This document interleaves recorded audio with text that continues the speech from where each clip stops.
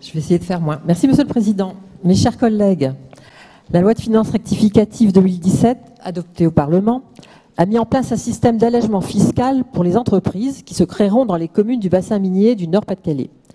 Notre groupe UDI Union Centriste s'est félicité de cette initiative gouvernementale.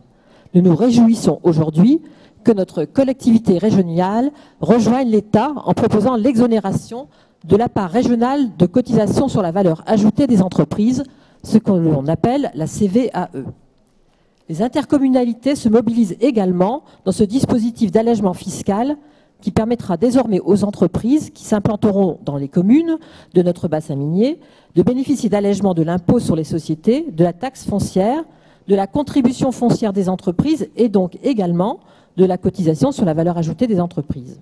Ces efforts conjugués de l'État, des collectivités locales et de notre collectivité régionale doivent être salués.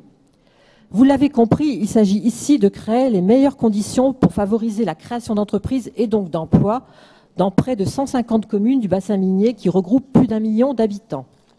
Cette initiative s'inscrit dans l'engagement pour le renouveau du bassin minier du Nord-Pas-de-Calais, pour lequel nous avons déjà concrétisé notre engagement par une délibération de principe en juin dernier. Trop souvent, la politique de renouveau du bassin minier est présentée comme la rénovation des cités minières. Certes, c'est un axe majeur d'engager rapidement la réhabilitation des logements miniers, mais notre groupe UDI Union Centriste est attaché également au développement d'une politique globale de redynamisation du bassin minier. Je pense évidemment aux mesures qui doivent être prises pour le développement d'activités économiques, pour favoriser la mobilité des habitants, pour améliorer leur santé ou encore accompagner toutes les initiatives culturelles, touristiques et sportives.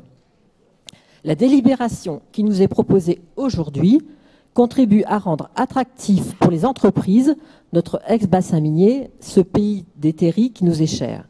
Notre groupe, bien sûr, la votera. Je vous remercie.